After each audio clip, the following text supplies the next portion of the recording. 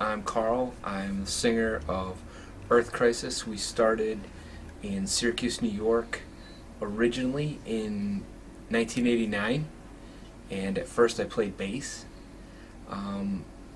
Things kind of fell apart with that lineup, and I restarted the band with myself as the vocalist in '91, and from there we went on to record and tour, and the band concluded in 2001, but we brought it back last year, recorded a new album. But I think the time's come for a new Earth Crisis album. So for a lot of people, this will be their first Earth Crisis disc, because a pretty considerable amount of time has gone by since we stopped and started back up.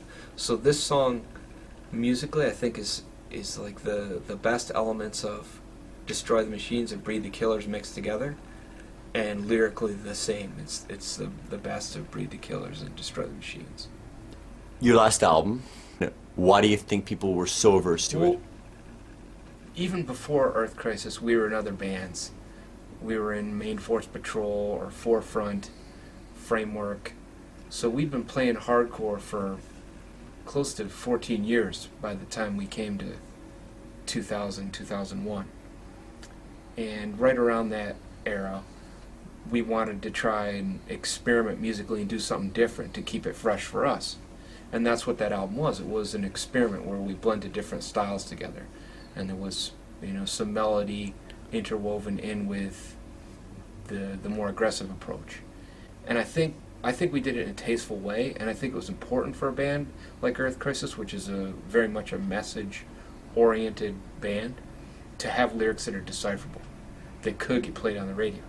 And what some of the lyrical topics were that we wanted people to learn about were, for people here in the States, Second Amendment rights, which is the right that every citizen has to own firearms, which I think in a crisis are a vital thing to have in order to defend yourself and people that you care about.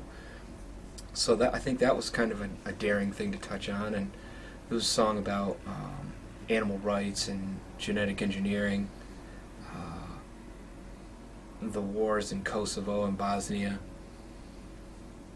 some of those other type of things that were going on at the time. So some of them were topical. We did a video for that, and it was on MTV, it was on MTVX, and that album reached a lot of people. And we toured with Sepultura and Misfits off that album. So we kind of reached outside of hardcore into the metal scene and into even the punk scene, which led to other tours with other different bands out of our genre. So I'll always chalk that album up as a success. But then again, music is like food or art. It's all a matter of taste. What conspiracy do you feel to be the most, threatening and the most real? Well, I think in Western Europe and in Canada and the U.S. right now, if you've been paying attention over the last 10 years, and if you're old enough to kind of seen how things have changed, I think there's definitely a push from the media to portray people who are in favor of Second Amendment rights or the rights of, self-defense through a firearm. I'm sure you have some type of an equivalent up in Canada that's similar to what we have here in the States. There's an attempt made by the media and Hollywood to portray those type of people as off-kilter radicals, and that's absurd, because you can go and you can look at things that the NRA have online, things that they've printed in their magazine that are taken out of local newspapers, where there's all these accounts, on a weekly, on a monthly, on a yearly basis, where people have used weapons to defend themselves against, let's say, a carjacker or a robber or a woman who, shot somebody that was trying to break into her apartment to harm her. But that stuff is very, very rarely reported by mainstream news, whether it's in, magazines or newspapers or television or websites that are affiliated with one of those other types of outlets. Hardcore, from the time I got into it in the mid-'80s through my cousin, it was pretty much a marketplace of ideas. And then as I got a little older, when I was in my when I was further into my teens, there was, Shelter or Cro-Mags, singing about Hare Krishna or Agnostic Front, singing about patriotism, Minor Threat and Uniform Choice addressing straight edge. So it's all different kinds of ideas and all different types of music too, like the Bad Brains with reggae songs on their albums. And I think that is missing a little bit in hardcore right now, that diversity of thought and that diversity of sound. The importance of straight edge in your life then and now. There was no hardcore scene when I was younger in the mid '80s and the early '80s here. I'm almost 40, so I've been around for a while. I've been doing this for a while. It was pretty much a punk rock scene. So I saw a lot of people who were heavily involved with drugs and alcohol, and then as time went along, things kind of deteriorated for them, and they got into drugs that were more and more destructive. And I mean, anyone around here can name at least 4 people that OD'd that came out of that scene, and that's a terrifying thing to see happen to guys that you grew up skateboarding with and having a great time, going to shows. I love that music and I love the energy of it, and we kind of charged up our batteries to skate off of that music. But a lot of the things that were being served up along with it were things that I was completely opposed to. So that's originally why I gravitated to straight edge, and the reason why I've obviously stayed with it is because I've seen nothing but evidence again and again proving the point that I definitely made the right choice.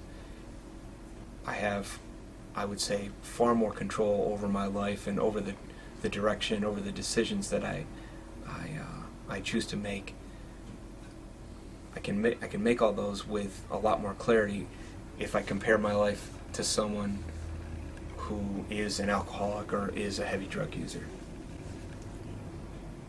They take, like trying to escape through problems through substances is just going to make things worse. It's going to make a small hole into a huge abyss that seems to swallow people. If you look at things overall and think about how many kids start out drinking and then smoking marijuana, and then it leads to crazier party drugs like cocaine or speed, and then on and on from there down the line. It's not overblown. It's happening, and it's ruining people's lives. And we can all see it. It's not just people that are into punk rock or hardcore or metal or what have you. I mean, everyone knows someone that has problems with those types of things. So, I would never give anyone advice, but if you compare and contrast the differences, it's, the choice is clear. There was some kind of controversy between you and your ex-guitarist, Chris Weichman. Is that something that you'd like to address, clear the air on, or no? There was problems, but I think, all those wounds healed over maybe 4 or 5 years ago. The Syracuse scene has been incredibly supportive of Earth Crisis. MAD, they brought us to Europe countless times, and at the beginning they were definitely taking a risk, because at the time a lot of the things that were about message-wise were seen as very threatening in Europe. I think the hardcore scene in Europe in the early 90s was very, very PC. I don't think it is so much anymore, but at the time it was.